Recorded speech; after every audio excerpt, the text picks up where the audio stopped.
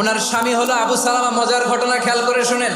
উহুদ যুদ্ধের পরে ওনার স্বামী আবু সালামা ইন্তেকাল করলো, শহীদ হলো। উম্মে সালামা রাদিয়াল্লাহু তাআলা আনহা ওনার প্রাণ প্রিয় স্বামী আবু সালামার ইন্তেকালের পরে চোখের পানি ছাড়ে আর পড়ে ইন্না লিল্লাহি ওয়া ইন্না ইলাইহি রাজিউন। যেহেতু বিশ্বনবী বলেছেন কেউ যদি বিপদের প্রথম ধাক্কায় পড়ে ইন্না লিল্লাহি ওয়া ইন্না ইলাইহি রাজিউন, আল্লাহুম্মা আজুরনি ফি মুসিবাতি ওয়া আখলুফ লি খায়রাম মিনহা, তাহলে এই বিপদে যে সে যা হারালো তার চেয়ে শ্রেষ্ঠ কিছু দিয়ে আল্লাহ তার বদল দিয়ে দিবে। এই হাদিস শুনে বারবার এই দোয়া পড়ে, চোখের পানি ছাড়ে আর মনে মনে বলে আবু সালামার মতো ভালো মানুষ মদিনাতে নাই, তার চেয়ে ভালো মানুষ কি করে আল্লাহ তাআলা আমারে দিবে, তার চেয়ে ভালো মানুষ তো আমি মদিনাতে দেখি না। কি আজীব তামাশা, কি অবাক করা ঘটনা।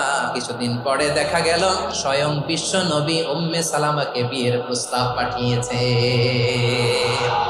উনি রাজি হয়ে গেলেন, বিয়ে হয়ে গেল, উনি হয়ে গেলেন উম্মুল মুমিনিন, আমাদের মা, পুরো মুসলিম উম্মার মা। চিৎকার করে বলেন আল্লাহু আকবার।